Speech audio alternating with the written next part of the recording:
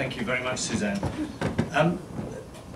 People regard the Chinese involvement in Africa as something new. When in 1414, when Henry V was on the throne here, a fleet sailed from China to the east coast of Africa. Something like 600 vessels, many of them up 1,500 tons. When you think that Columbus's boat sailing shortly afterwards was only 150 tons, you realize the size of this fleet. Some of them were vessels just containing water for the fleet. And they sailed down the east coast of Africa. Zheng He was the admiral. He was the grand eunuch of the three treasures. Not sure what responsibility went with that title, but, they fought with absolutely nobody. They showed that they were extremely powerful, but they sailed down, they came in peace, they were looking for strange exotic animals to bring back to the emperor, and various other trading opportunities, but they came in peace.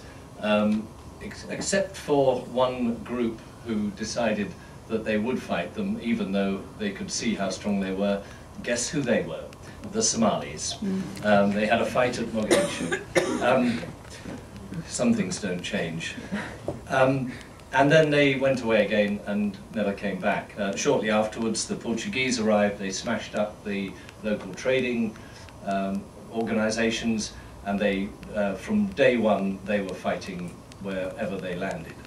The Chinese make a great deal of this, how they always come in peace and they don't have any enemies. They came back again in the 60s to export their revolution, quite militantly, but they also built the Tanzam Railway and various other things in Africa which went down very well. That was the railway that links the copper belt of Zambia with the coast, and until then the whole of southern Africa had to export through apartheid South Africa, and they wanted to break that link. And then they gave up on that, and their engagement was simply about buying votes at the United Nations to stop Taiwan. So that was, if you came on board and you voted for the mainland China, you got some aid.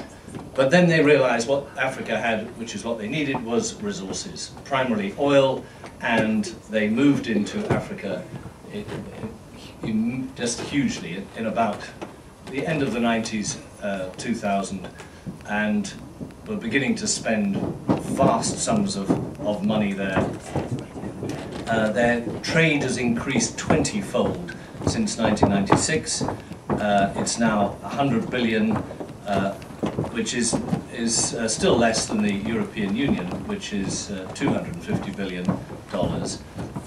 But 70% of Africa's non-exports, non-oil exports, now go to China.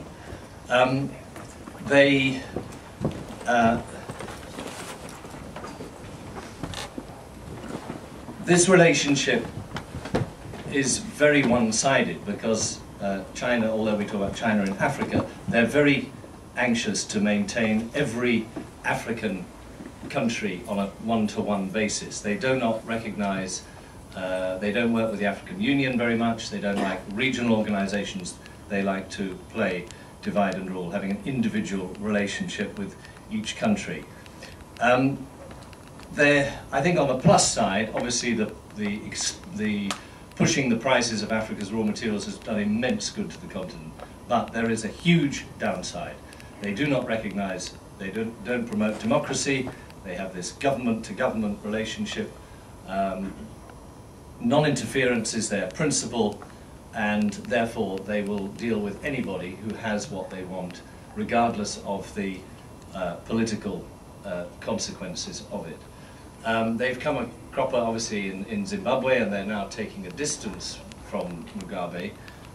But elsewhere, Sudan particularly, because of Sudan's oil, they will protect it in the United Nations.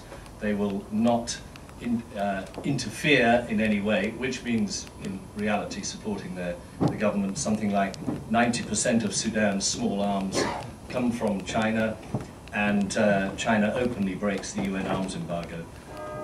So I think where the non-interference versus self-interest, China's self-interest, we've seen now that China's self-interest will prevail, and I think that that's going to be the big problem in the future. The only weapon that people have against China is its deep concern about its image, and I think that in the longer term China will have to change its policy.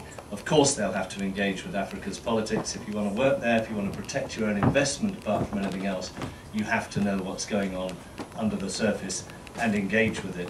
So I think in time they may well interfere a great deal more, and as they say at the moment, we interfere, but under the table, which means, yes, we are doing it, but we're not going to announce it. Now for Africa, it's the African leaders, African rulers I should say, rather than leaders, often like China because they don't have that interference. They don't get preached at about human rights and democracy and good governance, and they call their aid mutual cooperation.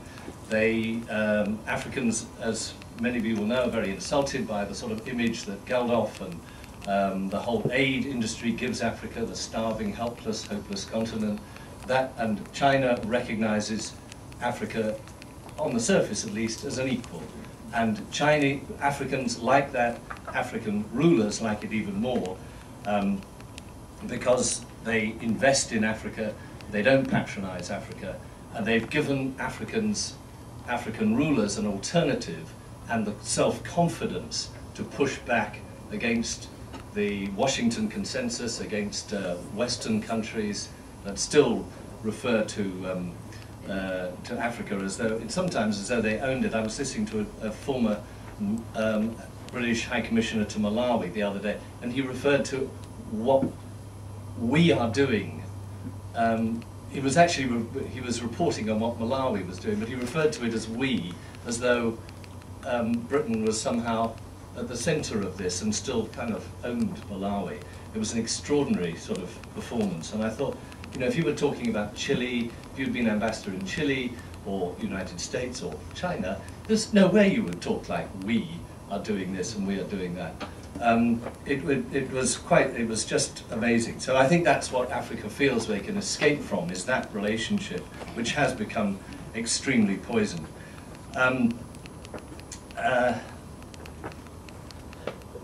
In the long run, though, clearly this, I think when we recover from this slump at the moment, we may find that actually, you know, Africa is no longer primarily controlled by Europe and the West and America, but is controlled in a very subtle way by China. I think they will continue to move in. I think they will not pull back.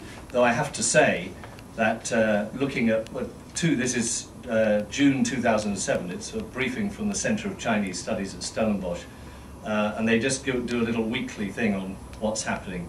And just to read them out, China to spend an extra 300 million in Zambia, $600 million dam to be built in Ghana, the Nigerian government to partner Chinese firms on road construction, South Africa, another 50 million rand spent by China in South Africa, loan agreement with Ghana, $30 million loan.